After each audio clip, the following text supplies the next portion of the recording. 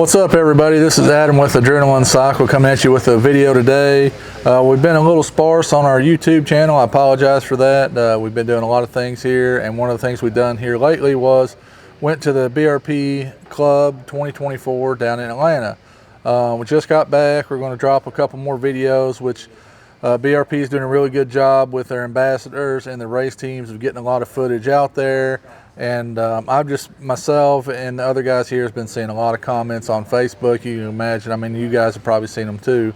And I just want to address some of the, what I seen at the dealer show and, some of the answers we got from, the engineers at BRP and things like that. Obviously, an engineer at BRP is not going to talk to a million people on Facebook or even YouTube. So I'll bring some of those insights that I got right quick in this video. One of the first things is, the Maverick R. That's what this video is about. Everybody's making comments from love to hate. That's how it is anytime anything's made. Whether it's a truck, a car, a, side-by-side or anything like that. So, it's not a huge deal. I think BRP is doing a really good job to negate some of the comments that people are making that don't have firsthand knowledge of the vehicle, like the tire size. Everybody said, oh, it won't fit 35s. No, it does fit 35s. And like I said, some of the brand ambassadors with BRPs, posted those pictures online. We'll have one here so you guys can see it. So 35's clear, guys. My personal opinion on a 35 on a two-seater, especially on an X3 platform like I'm in now, I don't like it. I think it makes it look like a clown car. I really like 33s on a two-seater. Now the new Maverick R, that's a big car, guys. I mean, you all seen the weights went up, but that's expected. I mean, this Maverick R is not an X3, and it's not to replace the X3. So everybody wants to get their, panties in a bunch over that. So like I said, guys, the Maverick R is its own machine. It is not to replace the Maverick X3. And a lot of people think that. A lot of people, want it to be that, but it's not that. The Maverick X3 is a unit specifically for a market, just like the Maverick R is specifically a unit for the market, just like the Defender is a specific unit for a market. BRP had enough market interest to build this machine, and that's what they've done. They've been building it, they said, for 7 years. So basically, since the X3 dropped, they started right on the new model. So that's great. But to give it a comparison, so like if you go up here and buy an F-150, that's a specific vehicle to do a specific thing. You can haul some dirt, you can haul some mulch. But if you go buy a Ford F-550, that truck's a completely different built truck. It's got different frame, different engines, different trans, different everything. So it's not even in the realm of like an F-150. That's how you guys need to look at the Maverick R.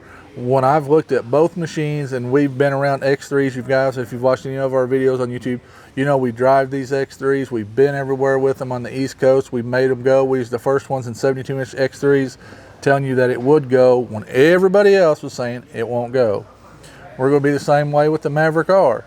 Now, it's definitely wider, guys. It has a different look. It has a distinctly different look than what everyone's accustomed to.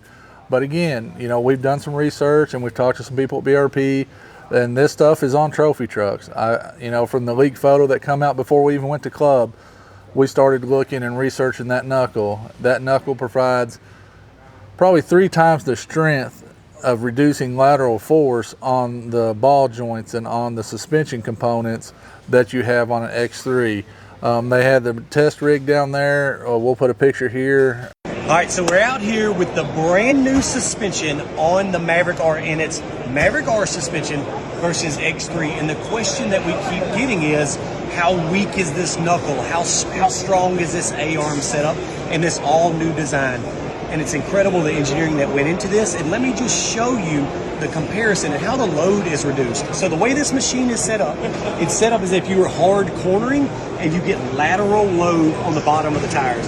Now for instructional purposes, like it's to the bottom, pushing outwards, but if you were cornering, it would be hitting the inside. So what you do is you pump up the pressure on these cylinders. For every 100 pounds on this, the pump, you get 500 pounds of lateral pressure. So when we pump it up, you can watch the gauge as it increases. The left side is the X3, the right side is the Maverick R. And you see the load on the upper A-arm is far less on the Maverick R than it is on the upper arm for the regular Maverick. And so that's almost an 85% difference, which reduces the load on that big knuckle. It reduces the load on this upper A-arm and makes this so much stronger. And that kingpin inclination and the scrub radius of the tire and wheels, it reduces the feedback. So what a lot of people don't realize is this design is absolutely incredible and vastly reduces the stress whenever you're cornering. And a good example of this is to hold a broomstick in the middle and let somebody try to wiggle it. But when you spread your hands out to the end, it takes all the load out. So that's just a little quick rundown and a good example of how strong and how much load is reduced on this suspension design. So that's a really cool thing, guys. And what that means is ultimately, no matter where you're at, if you're driving that car and you're really driving that car, it's going to take a lot more abuse and just hold up longer. Longevity, it has rubber, almost like, well, it is automotive style rubber bushings in the A-arm. Polaris has done that on some. Can-Am's been doing it on the knuckles on some of the Commanders and Defenders. We've noticed that. And that helps, several things. It helps ride quality. It helps, deflection of all the A-arms and everything. And this stuff's beefy, guys. Like a X3 one is probably the size of a quarter on a bushing, where the bolt goes through. And you probably got maybe a 10 millimeter bolt that goes through the hole on the X3 suspension components. This thing's like a 14 millimeter bolt that goes through the hole of the suspension on it. It's significantly bigger. And when you're talking about that bushing where it mounts to the A-arm, that thing's like a $50 size. I mean, it's definitely significantly bigger than what's on the X3. So, just being that much bigger, we know it's going to be that much stronger. I mean, there's no doubt about it. Can't speak personally. We didn't get to drive anything at the dealer show, but we got to sit in the cars. The cars sit really, really good. The seats are pretty much identical to the X3. They do have an upper and lower position, so you can lower it down. Me being 6'7", the roof had enough cave in it in the standard position. It was fine.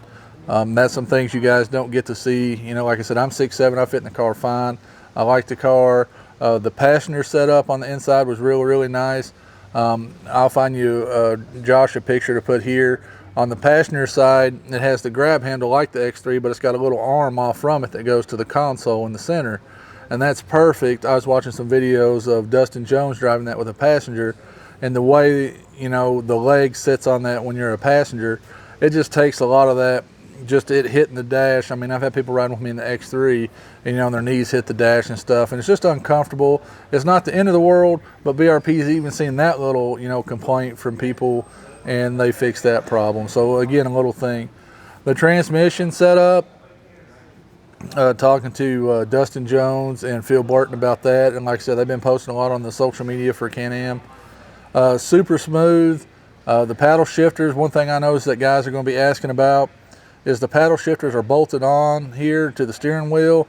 So what I'll see other companies doing will have different designs for the paddle shifters, because I'm sure you can unbolt these. They're like a composite plastic material, something like that. So for the guys that's maybe into rock crawling and stuff, you can get some nice billet ones, maybe with some different angles. I'm sure the aftermarket will be coming with that. Haven't seen a lot of people talk about that, but that was one of my first thoughts, seeing that they can unbolt the paddle shifters and put new styles or shapes or material on there. I thought that was a good idea by BRP. I think the Yamaha is made right into it. I'm pretty sure. Somebody comment down below. But I don't think the Yamaha ones you can take off or change out or do anything with. So seeing that. Another thing a lot of people's not talking about is the telescoping steering wheel. They've finally done similar to what Polaris has done. The steering wheel will go up and down like it traditionally does in the X3, but it will also come to you and go away from you. So I thought that was a really good idea. I like that where I'm really tall. That was a good feature, and a lot of people was liking that. I don't think that was talked much about. Some other things on the interior, obviously everybody's seen the tablet. It's nice, guys. It's really nice. I mean, it's crisp in color. It does have the Apple CarPlay option on it as well. It does mapping through the BRP Go app as well, or you can use other, mapping apps through your Apple, your iPhone, things like that. So it's really set up nice that way. And the tablet also integrates, some of the switches. So like if you want to pick, Sport, Sport Plus, and things like that. You can do it from the dash, the touchpad here, so that's really, really nice. And we've all seen the speeds and things like that. Everybody's commenting about that. I'll go ahead and just tell you guys, last I heard from BRP when we was in a meeting was it's going to be governed, I think, at 92 or 96. That they was back and forth, a couple of engineers. One said 92, one said 96. So you're going to be a 90-mile-an-hour machine, irregardless, stock form. That's just what it's limited to. I'm assuming there's some kind of law for that, I think. The videos we've seen with Dustin and Phil and all them guys, to my knowledge, I was told, and even Dustin Jones admitted to us that those limitations was removed for them to actually, perform their test and their full, drivability test on the car. So that's why we see 107 and 102 and 100 mile an hour on there. Dustin Jones said that car, he drove it a long way, a couple miles over 100 mile an hour, didn't have any issues with it. That's just, me passing along information to you guys that they might have not told, that we heard, or I specifically asked when I could talk to those individuals. Why is at the show? We'd have videos of that, but guys, you don't understand, at the show, it was crazy around these units to be able to get up close. And, the pictures is one thing, but trying to do a video, I mean, if you've seen anybody else's that's down there, the audio is horrible and you're just getting trampled on basically because of all the people. Some other things I want to talk about on the car. The doors are really nice. I don't know if they talked about it. On an X3, you can see all the metal frame and structures and things like that. On the Maverick R, it's like double celled up, so it's like a Defender door or a Commander door, so it's got an inner and outer shell that's closed up really nice, looks really good. They do have speaker and audio options to go in this thing, just like they've had in the past.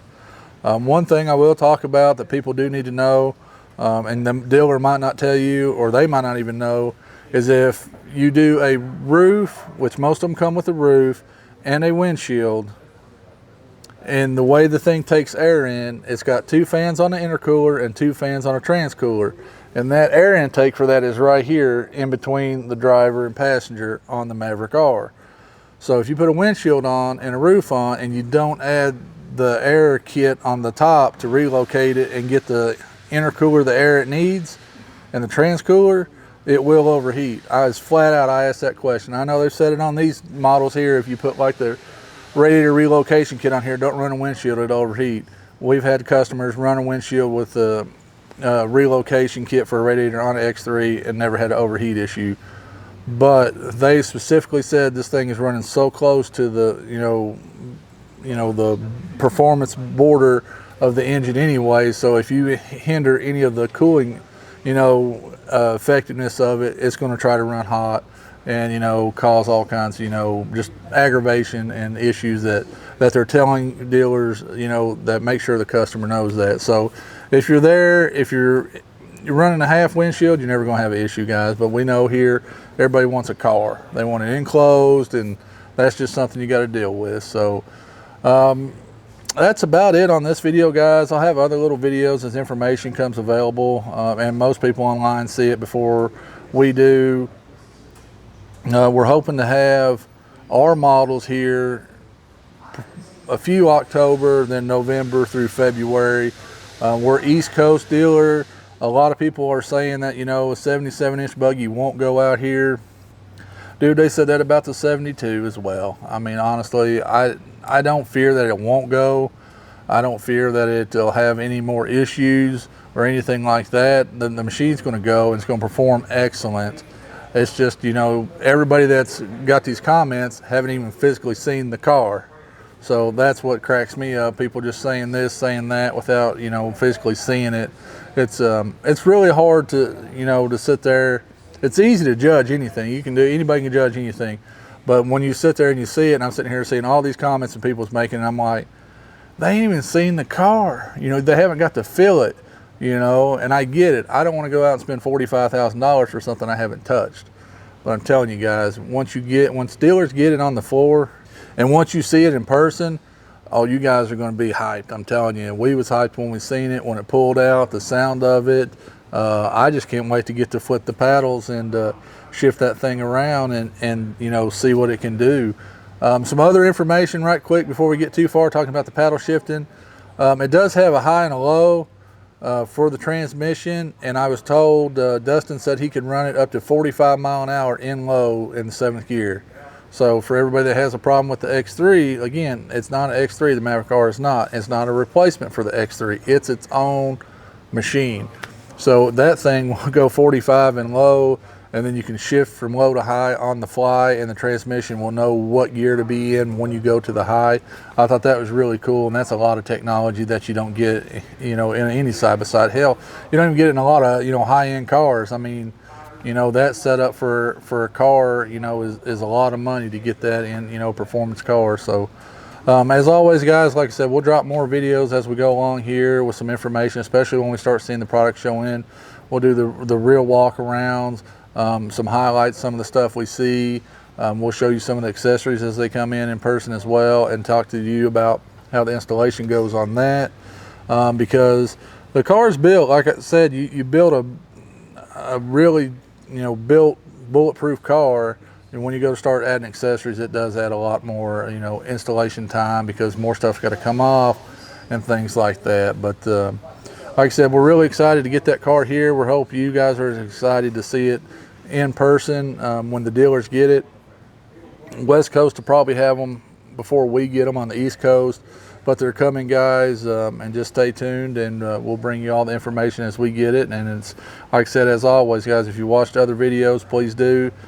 Straight up, you get the truth, the whole truth, and good or bad, I'm going to tell it, because at the end of the day, you guys keep us going and keep this place being able to do what we do. So hit that like and subscribe, and stay tuned for the next video.